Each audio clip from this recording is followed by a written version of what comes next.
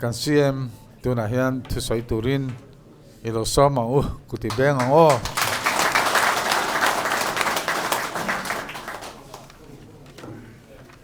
Pu chairman le lungrol pui du takte zawain chibai bu kachu lom thu ami malang te aparti ang tein kan soi kim thokhat toin ka fia chu bang chuan voina hian lom thu soi non angai to lova kan ngaya amaro chu kan lom na entinan ruai bua sai tum anom nual ti kan ria ruai tre kan khabur lovania war lovilang kan tiani i war lo tengu in fui lo tengu antia bong tho vok tho te an lo om ve nek nuk to sia chu wang chuan kha kan khabur lo alo ti du te anomani chuan thatakin moi takin ti sela maro chu war lo khachu kan du dan ni ti kan soi non le duwa ten tun trumin thana khan assessment kan siam dana khan chinin kan kalpui tlang puya pakhan na chuan kan vote mu tur zat nia kan hriat kha kan han assess ani adon le chuan ama ero chu ti khan azui zia sum hian na alo thok viau ani chuan he ai hian kan chia na thok lo ni chuan kan biala kan tling theyang kha ani de vek ani ti chuan result alo chuak ta minority area zar kan tata ani etialan dan chuan kan minority te hian ZPMI in party dang son len la du ani himole ti mai thei te po ni in alang ani amai ro chu anei zon na te andin mun hrim te kong en kima andin mun kan thriat thiam pui anga in ka ria andin mun atang chuan thlem na do zo kha ar le zual ti alang renga amaloka kan particle khom na flak te vaya lim takazaya lam lop kha last minute akhan kan changle talo thua ani adik chia chuan kabe sei ai tlem kan tling ani tlin kai lo in rin ve na bial kan tlin tak lo na bial achan alangsar khop mai kan tlak chan hi kan chiang khop mai sum le pai thil ti theina wang ani apoi le chu wang chuan hetiang sum le pai manga in than hi apoi sanga a ruling ten minti mu lak lo to thian le Mipui zara ruling kan lo ni ve ta ke ni hi chuan in than le po kan chin don lo awangin sum le pai manga vote zon hi to blen to se kan tingoi ngoi ani ten bial tamzo ka chuan sum le pa in kongro asulo ti kan mu anti lo ti nan lo anti ve tho ma seng kongro asulo an do zo ani abikin kan minority area ero chuan an do zo me ulo chu wang chuan kan tla ti hi wai takin ka soingama chu wangin kan minority te hi kongen kima kan ruala ke an pen ve theina tura kan dom chu mangai taka kan en kol atul zia e hian atilang in ka hria ani ten atling zo lo ho khan nan legislature party an lo din peka nimila kan ina kan meetinga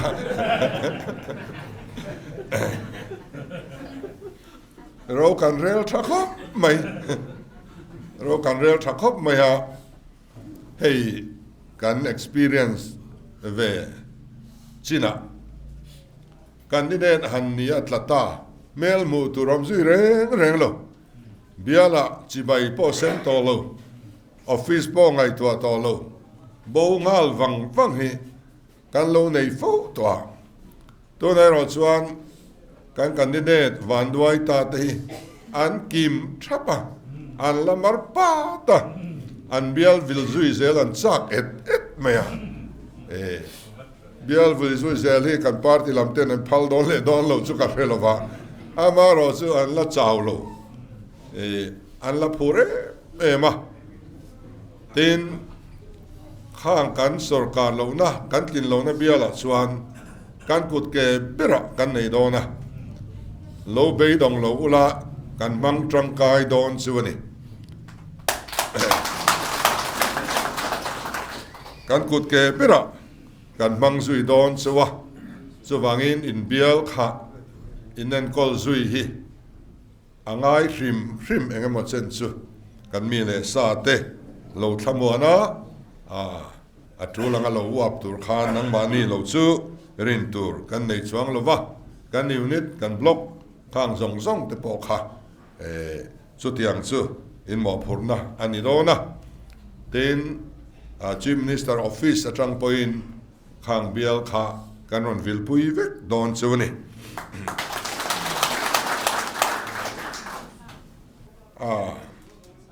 kan CM kal chuak ta khan soi se thiam jok tur ania sarkar chunga tlak chu an tinga tika dan lop chunga tla in nia ten law ni kha ani deu tak ania at soi thiam khop mai chu wang chuanin in han ti ve ka voi khata in beidon mai chuan a thadon lo keni party sau ni lowen party dang candidate lo samta ti song po kha kal zel turing ka fui do ni voi ni khat lo cham na hian kan kal kong hi min dal tur ni lo kan kal zel chuan kan chol lo chuan a to pa kan thleng thin chu chuan ni mai so wangin khang song te kha kan tor pui rual chawin abik takin keni party mi te pe kha chu tlak bu changrum kha alani taka in poimo na hi ala om reng don ti kha kan soi duwa tin atling te party sang mi kalom puya hetia an kina hian bial tin mai an minister bial ni kan chak theu maya minister bial ni hian omzia anei vak lo thu hi ka soi le duani minister pakhari new dian PA changta sila a portfolio thingtlang bial ta silagin sorturam lo re thingtlang atang rural development changkha aizol pa ani khan abial tan ti turwa omre lo minister chuan an portfolio an department en kolchina chia khan thuan nei ni an area hi ji me mani an bial Mipui te chuan department zong a khan mamon nei ni khang an minister an portfolio nilowa kha chuanin minister dang chan vo lo ni vekto sia thian te portfolio va in rol kha amoi to si lo ba chu wang chuan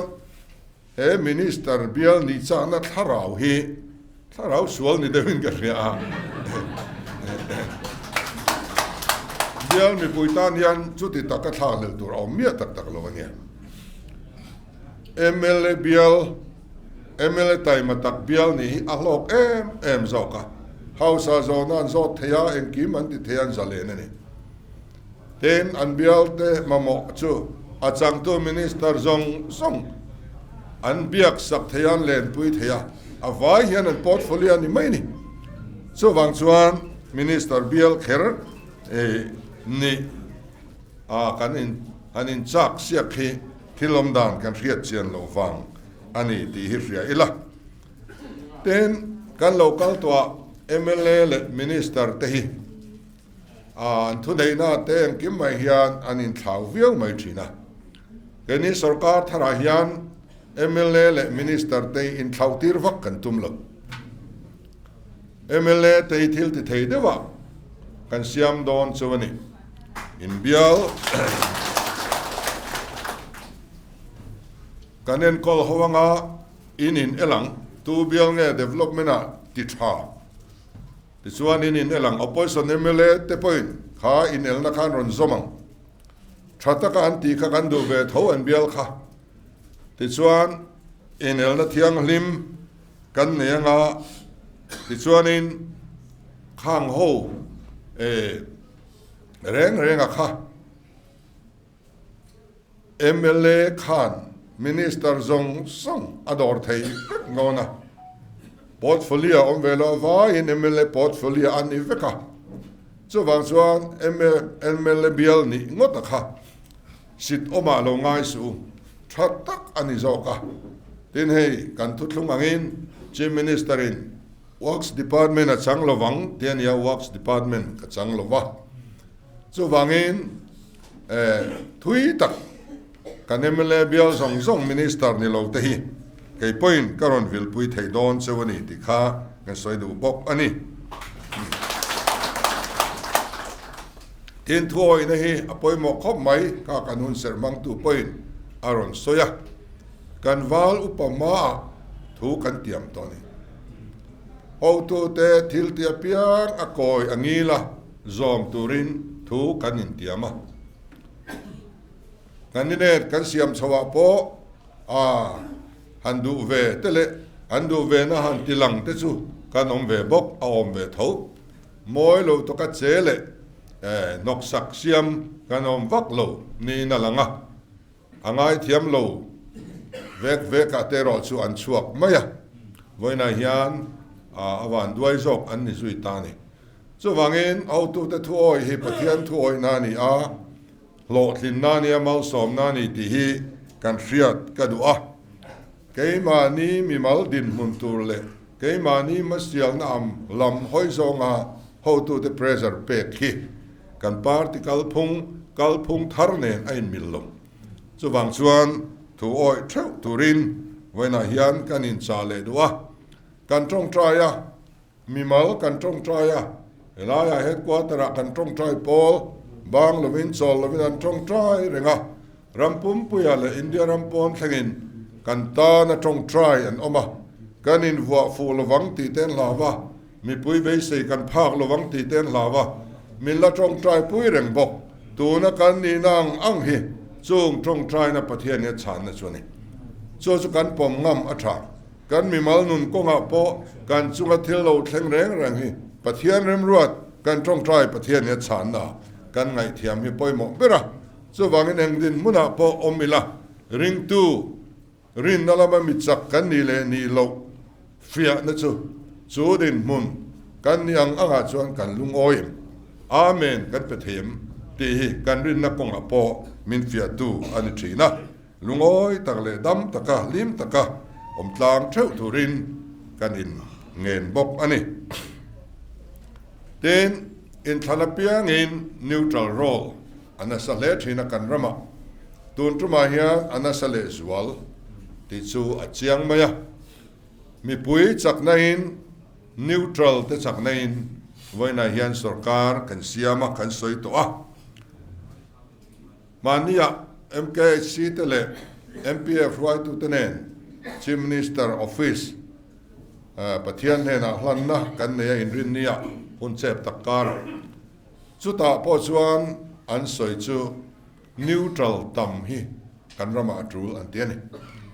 chu wang ke ni po hian neutral hi tam se kan du atha in ka ria neutral an tam po le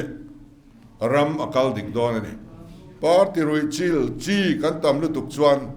kha party rui chil ho zonga ka sarkar siam le tham zel kanom mai chuan sarkar thalo de po hi atlamang mangdon tlat lo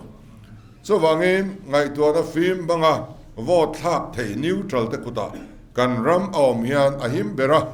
so tiang mi chu an tam po le kan ram politic hi akal tluang don ni so wang chuan kan sa du chu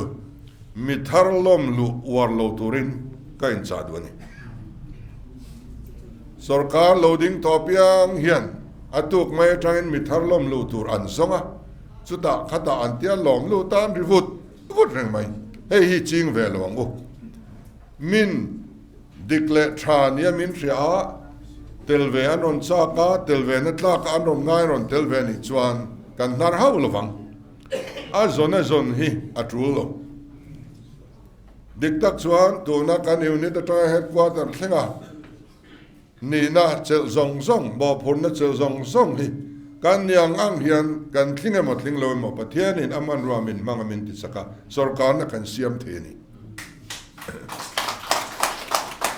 so wangin nakina tu te mo kan ril ruang putak tak silo anom nal culture luiron lu puya unit a thunei ber block a thunei ber anron li ni hian ami luite an lung ni lova tho ho na ti chia chu tiang a lo lu thar an tlak tlum mang lo si chuan an lo lu chan kha ther lo ani mio wangin tam tak kha chu chuan mu le si lo chuan in thandon an party ngai le ngei ni voi khat ma vod an thak lo na khan kumnga sarkar khan va trom very ngot zela hetiang chi laga yan kan film kurangai so wangin dar non malut khasu kan ngai poi mo khop mai dar don nuwa ero hi chuanin kan policy tamin ti lo tin pui du tak tu de chu kan la welcome rem so ti lova a mi thar zonga lom lu tia ri loi ang kha kan ti ve lo hi a thain ka ria neutral tam kan du ani kha en kan sarkar from to te NGO in thana te political interference aum thinani kan NGO then khat a ming chu soi lo la heng te pe hi chu ruling party chana ngai hi ni de ngot to mai ni hei hi athalo NGO chu NGO ani that takin until te tura kal ro se to ho na thatak kan nei kha to khata political interference han nei te ruling kan ni na manga NGO zong thunun tuma ani na te po zup capture tum na ang hri hi hei kan tlan san atha ka ti keini chu kal phung thar kan nia NGO chu thattakin kal ro se kan tho ho pui tur ber an ni politica khatianga ruling ni na zup chuan na chi ani lo ten ai ruling kan han ni ve ta chuania ruling ni zo lo hi ka munem to khop mai chu wang chuan warning ka pedu seu ni ton malama kan tho pui te kan policia tui ve ngoi te po kan han sarkar lo chuan min lo thiam ro hian ti thlia an va ruling ve thina ti fu lo fe hi adoma a ti fu ate kha an ti fu ka ti lo ni vatlatlum contract supply va mu te po anom ve to ming malman point soitur ka renwal ti chuan a zunen mechianen an che kholo chowa intensa a motor tha ten leya alandana chuan om takin an oma chung kwa akya Christian chung kwa achia kum thapui puya nupa in lungrual top lovin an mua an muhil le thei to lowa choi do kana chome tuitin regan choba ei tha thei to lo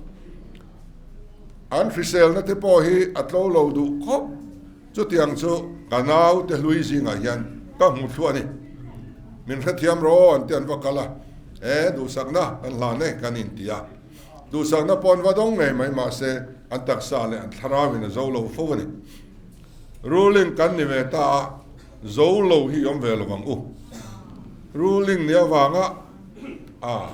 ti tur ti zo to nu ti lo tu ti tral te kha tru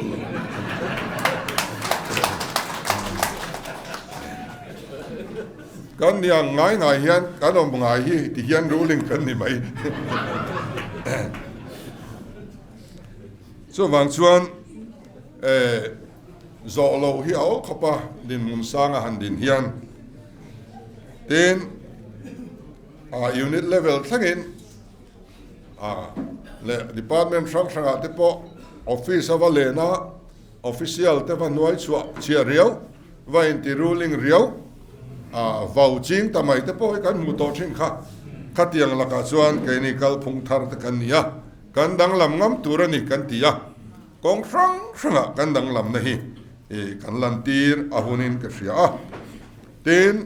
khel fu tum kha ram Louisiana pa titina campaigner le ka tiang zong zong hena andu ber chu sarkara khel fu khania kaini chu kha khani velo khel dik tu ma be kan ni kha khel fu ni lovin khel dik a chelai siam thatu chu kan din mun tur ani ten party office ate kan local jing ngan don lova kan minister ten an dan thongar ngarangaya oi pu chan zo kha ani phe chu hei pu Christmas le kum tharvela pu fai kan ngei vai chuani kan koron to mai do ni kha khania an chet vat angai tu na tang hian chumia nia wang chuan helaya kan lo lang reng fo thei don lo khami ani khan party le sarkar ai ngem reng angai kan in kara ong om tun ni lova ei president thatak kan nia ani kai hruai na nuai hei kan thleng ani ya ti chuan party le a sarkar te in nerenga kan kal chho zel hi angai em don ti kha ria ila ten voina hian dar nia financial review kan ei pui dona finance department le planning lamte kan sum din mun kan thlir ho dona mani khan donor ministerin tuna sum kan la mu le tur kan nei tur zat miron thrila chuan vaibel se zanga le tivel kha sang sondai to andon to amban na la hung si lo oma chu malte tein scheme pali vela ni a miron thrila chung te sen fia angaya poisa dong to si khoya nge kha poisa khao unspent balance sentiment ni chuan laman lo angai mak mai ni achan chu utilization certificate along tlat lowa chu wangin utilization certificate an la pelo mai nge man loin khoi molaya kha sum kha lo omvel mai ti te mu chua tur tam tak hi angai a oma chung chu tinaman kan la nei lo sarkar na token hlon la lo tuna hian ten kan healthcare leiba online at omlutu chung te po chu kan la angam mia lovani voina review kan han neanga kan sum din munte kan han ria anga chunga tang chuan kan trong thei tur chin te chu a chiang chove to tura nga ila khatiang kha thil om dan ania ten code of conduct om to nu si a work order line pe khram te result puan to nuwa ninga nia work order man mo taka in pek lui tir te chung te po chu om nin kan thria eng jong song kan minister ten an department tin ten lo en dikanga party kan pui pokanga ruling na tak fam chu na te po kan thok ve lo thei don lo tu na tang hian kan na thok quality a thaturani MLA ten ma kan hruai to a kan bial thewa that takin MLA fan kan mangani kha kan sarkar lim tha ani kha lim tha kha tu na hian ataka kan ti dik zui angaya kan na thok le kan tum be tur ani lo that takin na kan thok anga laptop chu amang amaro chu thatakin kan ti don ani ulaya central ngani Bihar chief minister Khan entinga ti kha kama sarkar te chuanin za asang sona tanga za som thum hi na thona nan manga za som sarin eya ke chuan za som sarin na thonan kamanga za som thum hi chu kai ve do na ti ni ti chuan an thok tak taka mi puan lom khop ma tlat mai na lep kha chu enge mo chin kha om ve tur ani mo amaro chu na a tha tur ani chu ani engkima kan thazok tur ani kan ti kha kan la ti mang ngamang thiro kan thazok tur ani chu mi pain andu le min be sei ani mi puin kan sarkara be sei na ngat lian le ina langa hai rual ani lo hi enge mo neu kan ne ya lungoi lo le atita le akatiang soitur neu kan nei ve chuan min thlir reng tu Mipui te kan ti beidawng dor ani so wangin Mipui ti beidawng tu kan ni thiang lo thu oi taka kan om hi angai pathianin min hun na hun zela hian kan ho tu te kaltra min hun na hun zela hian lungoi tak le thu oi taka party lampo sarkar lampo kan om hian chu Mipui be seina kan chan dan tur ani mi party ang bayang em mon newa kan om ve reng chuan thom te kan nei be chuan Mipui an ben thlep le ngal mayam chu wang chuan min thlir don ani a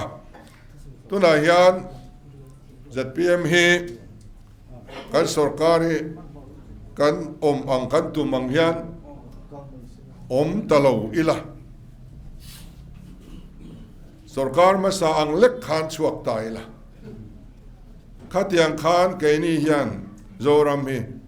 notsia tangat ilang chuan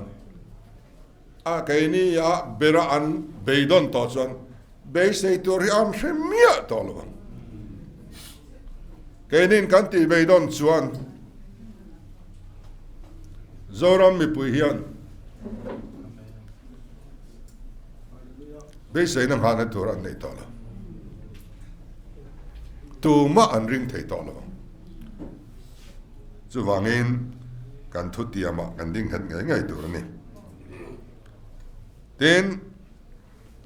kan nen chin don chu min tia zoram Mipui te ne na kan soi du chu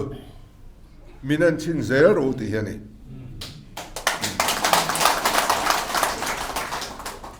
minen chin zel sela tur kan tram khan nei nun takin min bi sela minen chin zer o se tram le sarkar tlak kan ni le ni lo chu an kuta kan dang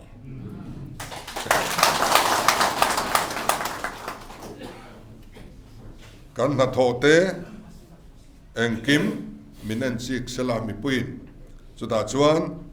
ke ni ro chuan tlak huamin na kan thok don ni avot ka ching zong ringot Mipui ti lom zong ringotin kan thok don lo kan ram hi enge ni me kang ut rem rum laponem taka han su ka fai mai thei ang chi khani lo no soi angai tu na hianin so wang chuanin kan rik de bor kan pal de bor te po ngai do na mania ni za chunga kan ti tur kan puan to kha hei hi atak taka zom ani lo chuan tu man min dem thei lo wang tu ma kan lai na don lo heta min poisa lo le kan thu zom lo hi chu kan khoi don ani ringot mai ni chu wangin tuna hian kan nem thei lo wa rik thak ahuna amai ro chu zomi puite kan thae me ma thu kan o me ma kan official te po an thae me ma he ta a anara tra film hi chuan kan film thavek duang ti hi ka ring ani ato bera chuan kan sarkar huna kan ti tur kan policy poimo pastari zual kan thlang chuaka chung jinga pakhat na chu ram ro rel na pathian ram tun din ti kha ani kha so wang chuan ti sa le tharawa ro rel na mun gil tina pathian ram thleng turin kan zawai hian kan be ho don ni so ta chuan aman ruat de vek kan ni mani om na unit level om kan ni point ang man roi mo kan ni tu ba ulian pui kha perek te tak te kilna na man tlang lo perek ka tu ba te tak te khan man na tur bi kan ni ta lungpui lian tak chut kenan tu ba te kha tlak lo chu tiang chu kan ne tu ba sai si frang kan ni mani to ka pathian man ruwa pathian ram tun din na tur hian kan ni vek ti kha ria ilangin ti chuan mania inrinia office kan han lua ho chuan kan MKSC tan hena khan rodna kan siama he nak tu ka tanga se son mai tur kan ni nilai tho tuna kan zowanga ti chuan zirtop tun kar zirtop lo om tur hi sual thu pat soi trong trai na le lom tu soi na te le in hlan na khami thil pathum atan khan an mani kai ruai na nuaya lamwala hian nei theilang kan tia kaini